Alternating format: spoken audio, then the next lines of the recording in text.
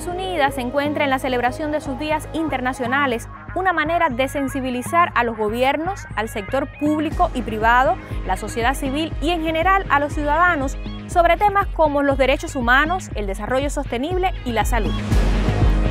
Cuando la ONU proclamó el 3 de diciembre como Día Internacional de las Personas con Discapacidad, la organización fomentó la integración de esas personas a la sociedad. De 1992 a la fecha, políticas, objetivos, convenciones, estrategias surgen para reivindicarles más derechos y bienestar. Sin embargo, 1.300 millones de personas en todo el mundo que experimentan una discapacidad significativa todavía tienen que hacer frente a un sinfín de barreras para su inclusión.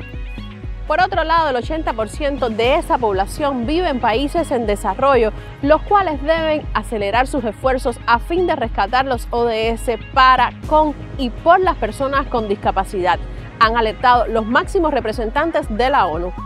La promesa de no dejar a nadie atrás es el fundamento de la Agenda 2030, premisa que defiende el secretario general de Naciones Unidas, Antonio Guterres. Les propongo escucharlo en nuestro segmento TVT. When we secure the rights of people with disabilities, we move closer to achieving the central promise of the 2030 Agenda, to leave no one behind. While we still have much to do, we have seen important progress in building an inclusive world for all. Almost all United Nations member states have ratified the Convention on the Rights of Persons with Disabilities, and I urge those who have not yet done so to ratify it without delay. We are determined to lead by example. On this International Day, I reaffirm the commitment of the United Nations to work with people with disabilities to build a sustainable, inclusive and transformative future in which everyone, including women, men, girls and boys with disabilities, can realize their potential. Thank you. El secretario general de Naciones Unidas ha sido enfático. Un desarrollo verdaderamente sostenible para las personas con discapacidad exige centrarse de forma muy específica en sus necesidades y derechos, no solo como beneficiarios, sino como contribuyentes activos en la vida social, económica y política.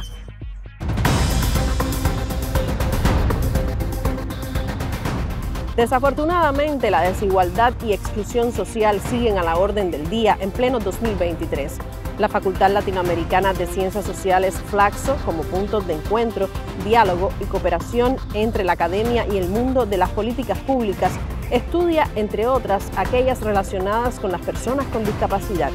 Por eso nos acercamos a la máster en ciencias Danay Díaz Pérez, socióloga y profesora auxiliar de Flaxo, Cuba, quien tuvo a bien acompañarnos en este recorrido por la Quinta de los Molinos.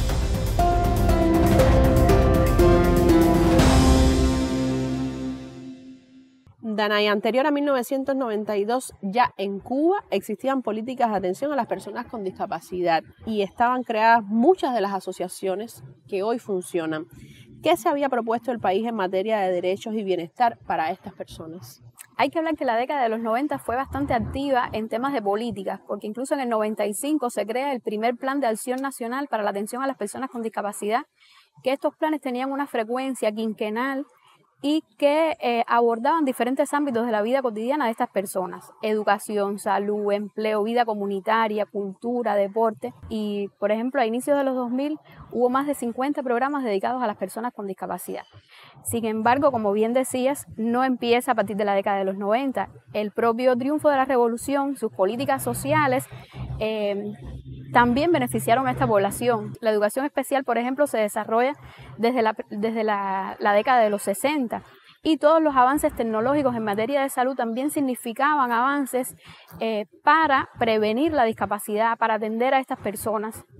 Luego, en los años 70, se crean las tres primeras asociaciones de personas con discapacidad: la Asociación Nacional de Ciegos, la Asociación Nacional de Sordos de Cuba, la Asociación Cubana de Limitados Físico-Motores, y este año, en el 2023, se crea la Asociación Cubana de Personas en Situación de Discapacidad Intelectual, que fue una demanda, en respuesta a la demanda de muchas madres, de muchos familiares que desde décadas estaban exigiendo una asociación que representara a este tipo de discapacidad intelectual, que suele ser incluso invisibilizada también en las políticas públicas. Y ya con la Constitución de la República de Cuba en el 2019 se ve un cambio de paradigma a la hora de abordar la discapacidad. Incluso la terminología cambió La Constitución habla de personas en situación de discapacidad, no solamente centrándose en las limitaciones de estas personas, sino en todos los factores sociales que obstaculizan, que limitan su desarrollo y su inclusión en la sociedad.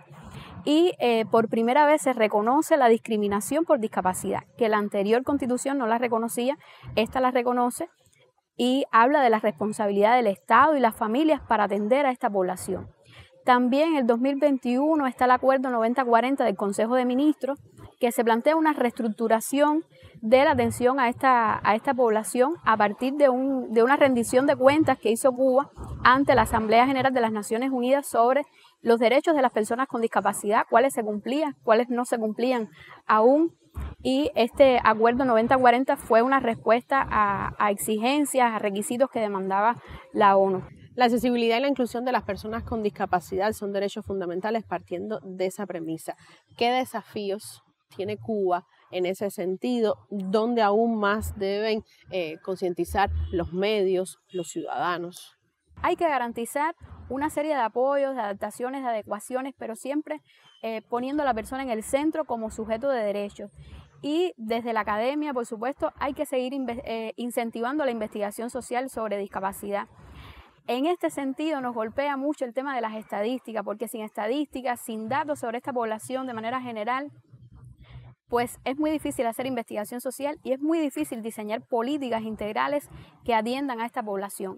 En el caso de los medios, ayudaría mucho a sensibilizar sobre estas personas, cómo vivencian la discapacidad, cómo la construyen, sus experiencias, las experiencias de sus familias, porque a veces se tienden a reflejar, incluso en los audiovisuales, como personas o que no pueden hacer algo o como personas que son superhéroes por haber llegado a tener un empleo o por haber llegado a desempeñarse en un oficio, y son personas como el resto de la población que necesitamos ver sus vivencias más cotidianas, más naturales, reflejar sus dinámicas. Yo creo que la población cubana tiene que ganar más cultura sobre la discapacidad, sobre sus derechos, sobre la accesibilidad, que no se vea como un favor, que estoy haciéndole un favor a una persona, sino son sus derechos para participar plenamente en todos los ámbitos de la vida social. Muchas gracias por compartir su tiempo con Agenda Cuba. Y el concepto de discapacidad evoluciona y hoy se basa en el modelo social que pone el foco más bien en las barreras físicas y de actitud que restringen innecesariamente la participación plena y efectiva de las personas. Accesibilidad e inclusión son derechos a los que ningún ser humano debe renunciar. Alcanzarlos han sido ley de vida para Oney. Nos vamos. Uno de los tantos muchachos especiales que encontró empleo pleno y justo en la Quinta de los Molinos. Este lugar paradisíaco, donde además se realizan varios talleres inclusivos que ya nos disponemos a conocer, ¿verdad, Ney? Nos seguimos.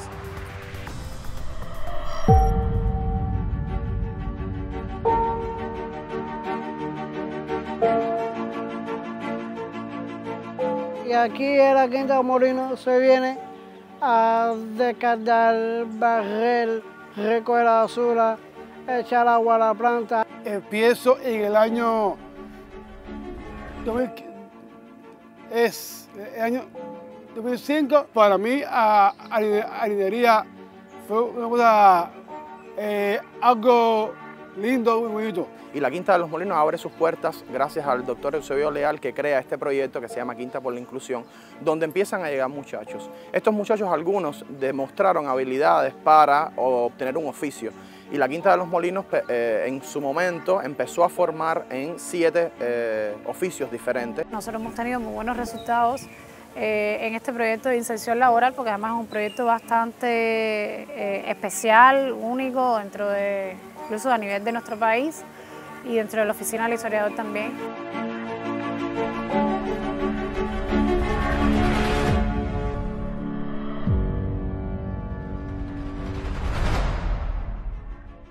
Desde el primer día, desde el año 2015, estoy con ellos. He tenido la paciencia de enseñarlos, como ellos dicen, a escardar, a regar, a barrer y demás.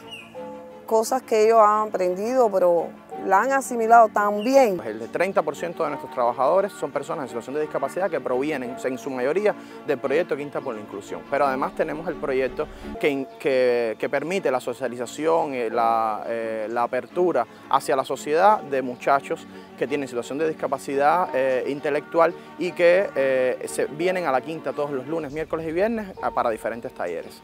Y entonces ya me hicieron otra cosa más. Bueno, me hicieron psicoballet, computación, pintura, ortografía. También sé karate. Los muchachos que están son muy resilientes. Las familias buscan siempre que ellos se superen más, que aprendan más, que sean más independientes, y las personas luchan por eso.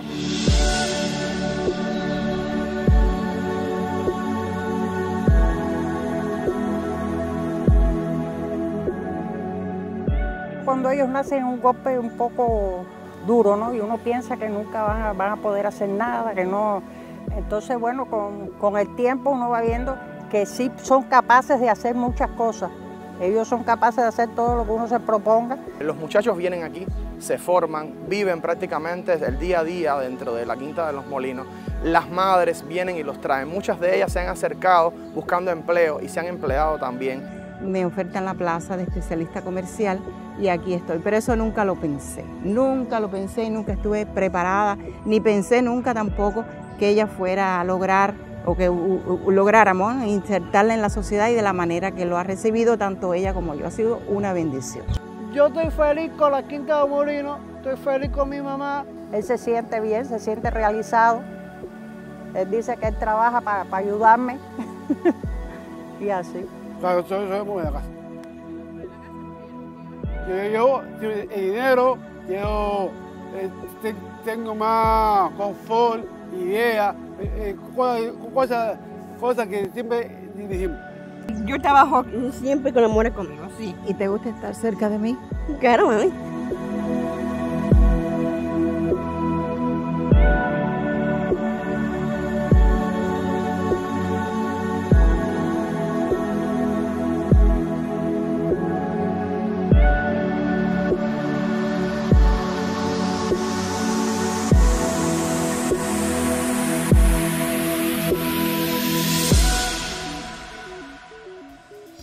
Espacios como estos propician que las personas con discapacidad tengan una vida independiente y formen parte activa del desarrollo de la sociedad. Por más que Cuba avance hacia una sociedad equitativa, participativa, inclusiva, son más crecientes sus aspiraciones por lograr la plena participación de las personas con discapacidad a todas las actividades de la vida cotidiana y eliminar todas las barreras que limitan su integración. Por hoy sellamos el tema. Agenda un encuentro con nosotros cada semana para conocer visiones de la realidad de esta isla. Consúltenos a través de las multipantallas de Cuba Visión Internacional.